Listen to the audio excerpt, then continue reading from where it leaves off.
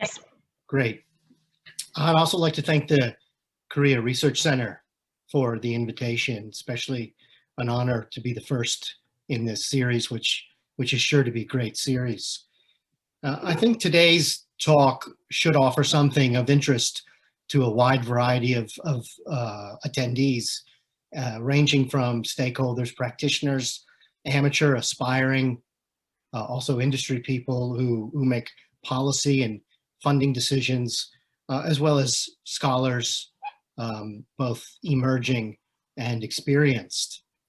And I'd like to dedicate this talk to the practitioners themselves, to all of the hard work that they do, and the sacrifices they make to bring us reading pleasure and to contribute to this so-called Hallyu 2.0 environment and phenomenon.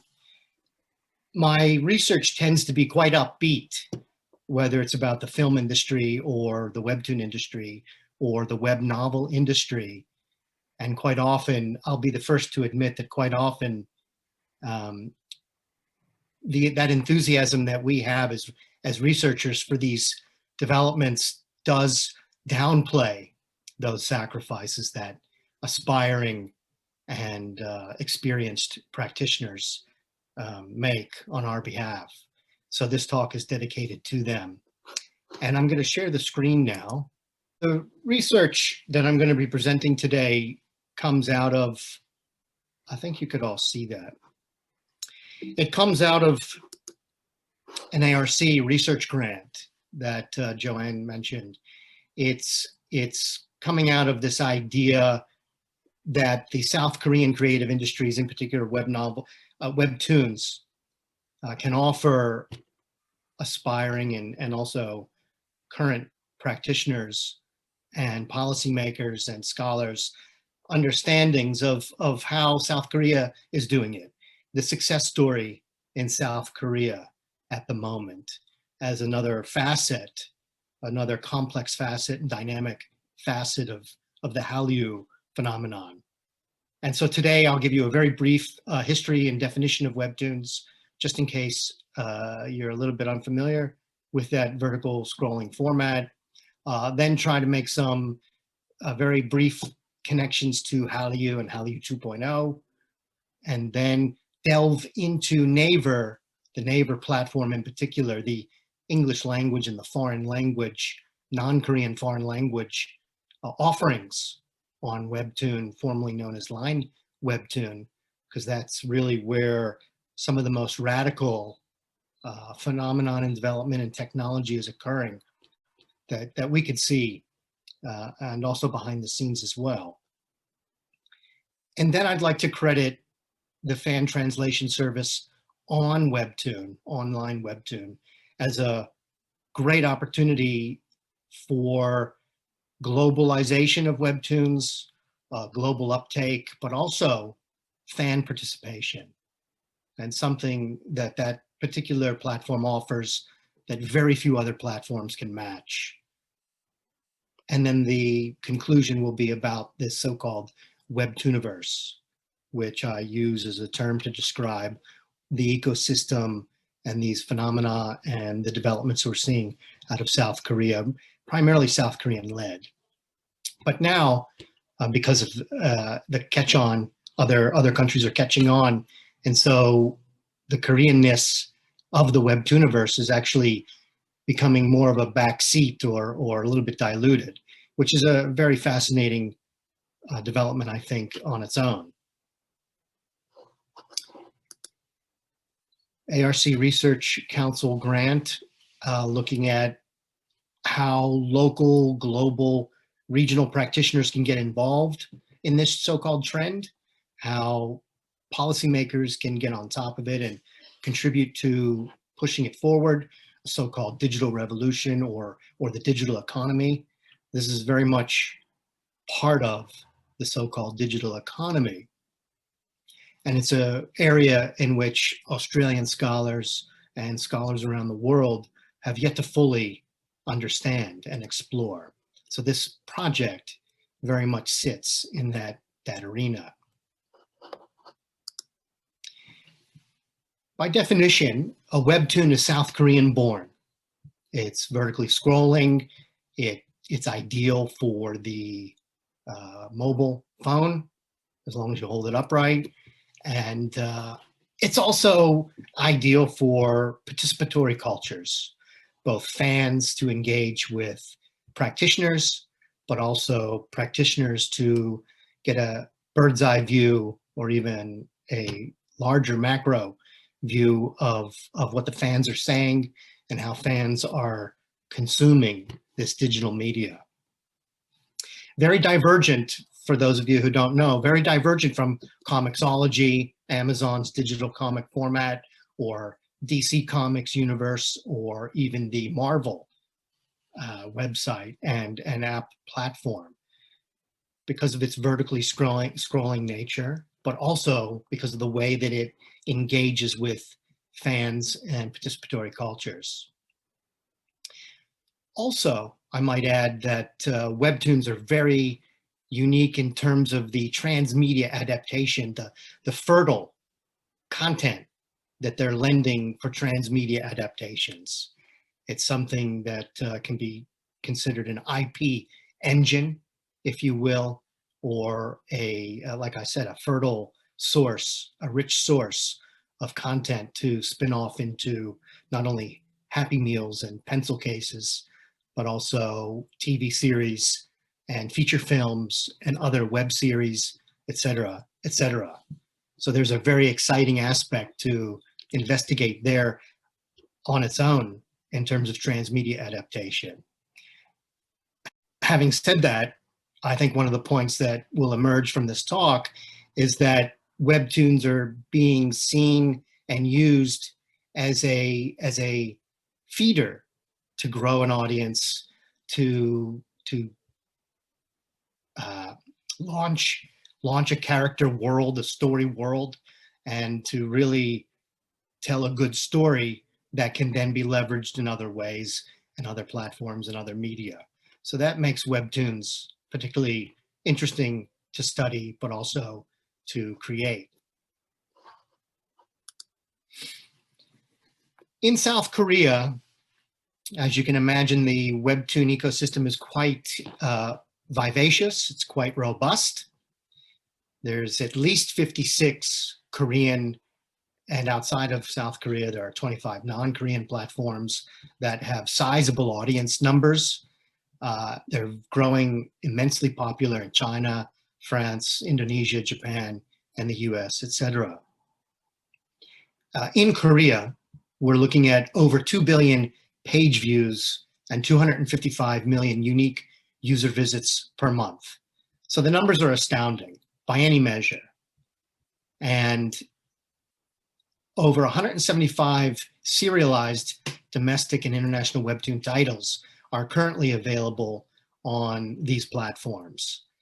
Probably that's an underestimate, but it shows you just how dynamic and how prolific that space is. Some of the platforms you may have heard of: Kakao Page, Legend Entertainment, Daum, of course, Naver, Tumix, Bombtoon, Comico, Peanut Toon are just the top, at the moment, some of the top 10. So the ecosystem, which I don't have time to talk about today, also includes agencies that represent artists and platforms. You've got resellers, you've got marketers, you've got in-house branding, webtoon branding enterprises, you've got ad agencies that have webtoon branding and commercialization teams, you've got illustrators, writers, writer illustrators, letterers, etc. So it's quite a rich banding ecosystem. And I don't even have, because of our short time today, we don't really go into much detail about those other aspects of it, but they're there, and now you know they're there. Part of the so-called Hallyu 2.0 wave, I think it's a pretty obvious point. These are considered social media entertainment platforms that connect content and practitioners with their audiences. And it fits neatly into Henry Jenkins' thing, his whole world of participatory cultures and transmedia adaptation. So it's got a very nice connection with existing theory and so forth. It's also part of this South Korea's, and I haven't mentioned this yet, but South Korea's soft power success story. And I think that's really been something that has made waves, not to use a pun, but making waves not only among scholars, but among industry practitioners that were continually interested in trying to understand how it's being done, what's the key to success. I have visited China many times, and I've met industry people there and talked with them, and they are all following the so-called success story in South Korea very closely, not only with the film industry, but also the webtoon and web novel industries. And China, as we all know, wants similar soft power success story for its creative industries. But I have to tell you, it's extremely easy to say, much easier to say than it is to achieve. And there's various reasons for that. But the point is that South Korea and these creative industries are a beacon of study, a beacon of success that a lot of other people are monitoring. I think I'm probably preaching to the converted here, but it has to be said for those who have yet to dive into this area. Daum, even though we're not talking much about Daum was the first platform, 2003, in terms of the history of webtoons. By the way, I forgot to mention that webtoons are unique for their regular weekly release. Fans wait for their weekly releases in a series, and that kind of regularization of content, released content, fast-paced production model in terms of creating content is very specific to the webtoon environment. Anyway, I just wanted to get that into the story. Now, going back to Daum, 2003, actually the first Korean platform to launch webtoons and to innovate the vertical scrolling format. And one of the things that makes Daum so interesting is its huge success with leveraging its webtoon IP and getting its stories, webtoon series made into TV series and also feature films. And so that's an incredible and diverse area for study. Today, I'm talking mostly about line webtoon, aka now just called Webtoon, which is launched from Naver. Naver is the second platform to come out of South Korea, right at the end of 2004 and early 2005. Naver gets involved. Now, the takeaway for Daum and Naver, or regarding Daum and Naver, is that these are South Korea's giant search engines, the so-called Googles of South Korea, search portals. And Naver in particular is probably more akin to that title, Korea's Google, than Daum. But the point is that webtoons very early on were seen as a way to attract traffic to these large internet search engines. So most webtoons, again, what makes them unique is that most webtoons, at least on these two platforms, are offered for free, particularly Naver, although increasingly both platforms and others like Legend and Tappytoon have begun to monetize, charging a small fee for really popular older series. So there's not one single monetization model here that we're talking about. But initially, webtoons being offered for free as a way to attract traffic to these search engines, these search portals.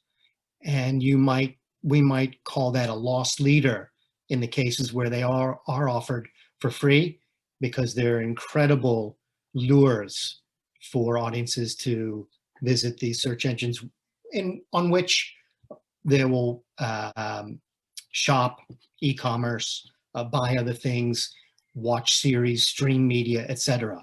And so the idea is to capture that traffic and then introduce them to other offerings on these websites, these search engines. Now, regarding this slide that you're seeing right now, Naver in particular is very well known for its R&D, its research and development. It's pushing the innovation envelope like no other company in this domain. And so you've got going back to horror toons using jump scares and simulated animation techniques to really drive the horror genre in a new kind of creative way. Horror toon, flash toon, smart toon, cut toon, effect toon, etc.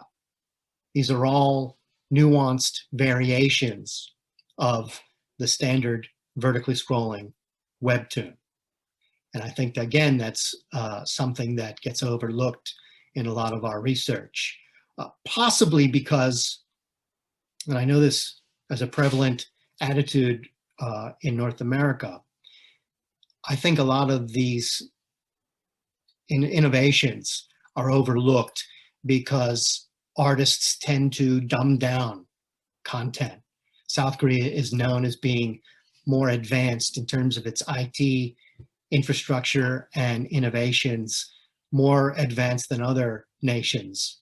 And so, for example, in 2008, when I was conducting research at Comic-Con in San Diego, I ran into a number of American practitioners, comic artists, who were initially attracted to the incredible innovation that webtoon platforms and webtoon format offered.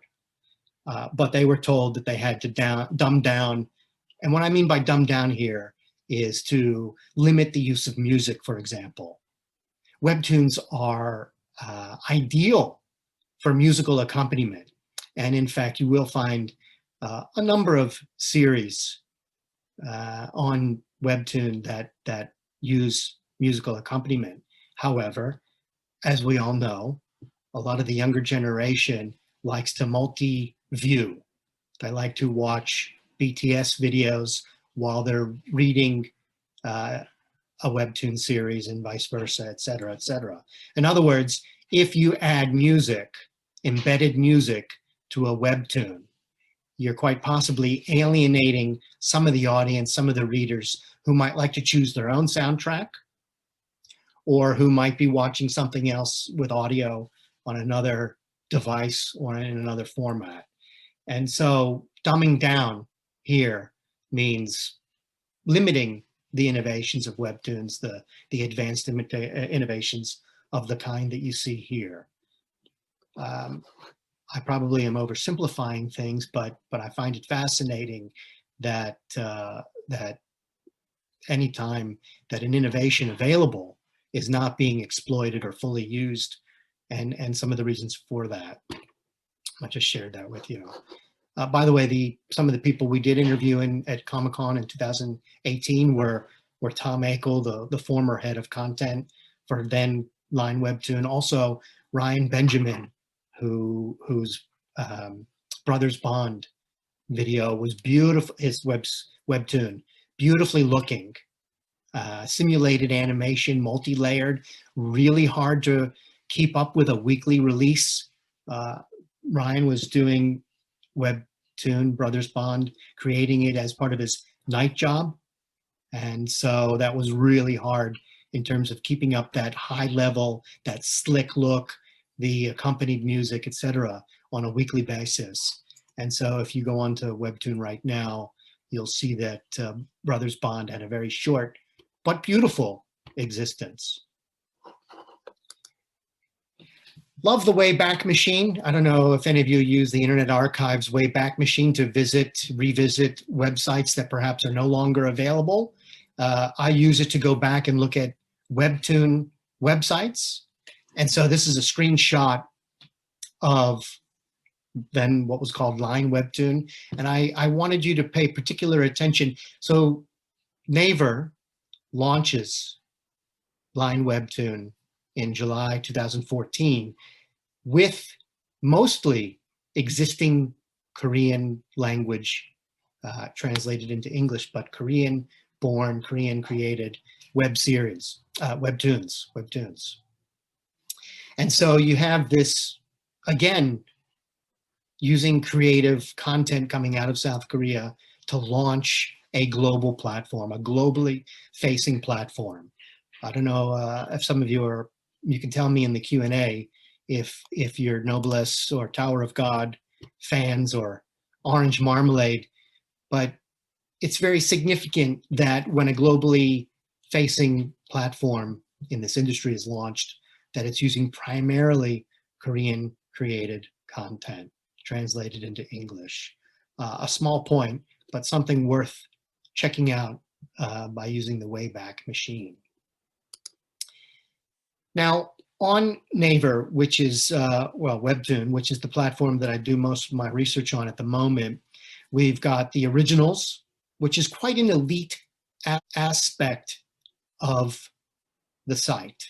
You've got right around 400, between 380 and 400 Webtoon series that are featured in originals. These are the 400 artists and series that have made it and to which other artists aspire to achieve. And there are 16 genres featured on the original area, but 400 as opposed to on Canvas, which has the amateur, the aspiring webtoonists and their series. There's over 100,000 by my recent count, 100,000 individual series on Canvas. And they are made up of 23 different genres, including the apocalyptic genre or the post-apocalyptic genre, aka the COVID era genre, but also all the others that you can imagine: romance, fantasy, sci-fi, etc., sports, slice of life. Now, here, I think it's covered up in part of, at least on my screen. Hopefully you can see it on your screen. It's what I call the 1% dream, okay? Less than 1% of aspiring webtoonists and professional webtoonists will make it in the sense on this platform or any platform for that matter. This is a very lucky group that have studied how to design webtoons, how to market them, how to tell stories at one of the dozens of institutions in South Korea and elsewhere, offering design programs and former creative industries, cultural industries programs, and comic book programs and comic industry programs, etc. So less than 1% of anybody thinking about wanting a career in the webtoon industry will make it. We have to do more research on a similar percentage of people that set out to make it in the TV industry or the film industry, but that's a very low number. And yet people are still trying. And so that's why I wanted to dedicate this talk to them, because most of them have day jobs, and a lot of them, even the successful ones, undergo incredible sacrifice. When we talk to webtoonists, Korean webtoonists who are on a platform such as Naver's Korean language platform with the comments feature turned on, we're talking about a lot of potential abuse, negative user comments that really strikes at the heart of the practitioner and really affects them deeply. And there's a lot of positive comments too, but there is a fair amount of abuse. There's so much abuse among fan comments that Naver Neighbor's R&D department has created an AI bot to clean up and remove negative comments. And so I think that's that's worthwhile studying as well. I digress for a minute here. Anyway, you could, if you haven't sensed it already, this project, this industry really requires all of you listening to drop everything that you're doing and to research and perhaps even try creating a series yourself. It's that dynamic. I don't know how much time I have left. You could tell I could talk forever on this topic, but here it's such a diverse ecosystem in terms of content. You've got sci-fi, you've got stick figures, you've got black and white aesthetics, you've got really detailed drawings and illustration formats. And the numbers, again, are astounding, right? You've got 187 episodes for Siren's Lament. By the way, these two examples are non-Koreans who have struck rich, have made it. They're success stories on Webtoon. 18.2 million registered followers for Siren's Lament, and etc. These are really big numbers by any industry standard. Blue Chair, more of a micro series, I think 6 to 8, well, 7 panels, not as detailed, not as long as Brothers Bond, which probably had 45 panels or 60 panels, which is a bit more similar to a print comic book size. But 838 episodes, 30.6 million registered followers. 3 mere examples of the over 100,000 series out there. Now, Caster, if I start thinking about concluding here, Caster is a fascinating example of how a Hollywood type studio and backing is trying to use the Webtoon platform as an IP engine. Caster features Common, who's a rap artist and also an actor. He's been in a couple of movies, more than a couple actually. But using the series as a star vehicle for growing an audience, telling a kind of interesting story. It's not a bad story, but using it, here's a G-Base Film Production is one of the backers, one of the supporters, the investors, which is run by Gerard Butler, who's a well-known, a lot of you would know Gerard Butler's work as an actor and a studio producer, etc. It's an example of a fairly robust and exciting pathway for traditional and legacy media companies, enterprises to try and grow and spread and nurture new content and new pathways for spin-offs. And so that's got to be one of the exciting and most important reasons to study Webtoons and to pursue them on that industry level. Translation Corner, an area of the Webtoon ecosystem that is dominated by Webtoon. And you probably could read up on this through my publications, recent publications. Both teams and individuals translate, and obviously you get what you pay for. Not all series are open to translation on the platform. Currently there's right around 100 of the 400 originals open for translation. And these are fans who may or may not have years of translation experience, but they go into the platform, they register. The ecosystem is all set up where you see the English language speech bubbles and you can either copy them into Google Translate, or if you have enough knowledge of your own, translate them from English into one of 32 or 31 different languages, 32 including English. This is really important because these are These are captains of globalization, right? You've got agents, fans who are helping to spread webtoon culture, webtoon content, and Korean content. And it's also become an inspiration for practitioners in these markets, these 31 different markets, to start creating webtoons of their own. Okay, so, and with Webtoon having the global language representation in these markets, there is literally a platform for non-Koreans and non-English language speaking practitioners to get involved, to create content. We've looked at genre, and we started to notice some different some differences, some divergencies in different markets among these translators.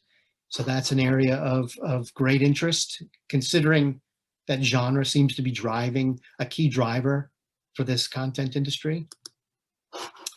Now, in conclusion, I see it as a small but important revolution in terms of not only its format, its opportunity for audience engagement, but it's also a point of transition for the traditional legacy and digital media industries, and very different from Japanese manga, and also very different from North American based web comic or digital comic formats. So again, another example of South Korea's successful or soft power success story that we can investigate further. Convergence culture, we've already pointed to that. And the final slide, this Webtooniverse, which is part of the title of the forthcoming book that Joe mentioned, Taylor and Francis. They're doing the proofs right now. More of a political economy approach to the industry, but again, celebrating all the innovation, all the opportunities where audiences have contributed, and the backlashes against the remakes and the adaptations. Cheese in the Trap, Joe would know, is a very famous case where the webtoon audiences were so disappointed and so vocal about their disappointment when the webtoon was made into a TV series. It's because the producers, in my opinion, and through research, the producers of the TV series remake of Cheese in the Trap were so fixed on doing things their way in terms of who was cast for the series that they didn't pay enough homage or capture the essence of the original webtoon and the fan base tastes, that the TV series was pretty much a failure, and again had that vocal reaction from fans. So the transmedia adaptation space is not that easy to make it and to make a success, but it's definitely worth trying. Read more about it on your own, but I would love to hear some difficult questions now. So thank you very much for your patience and your attention.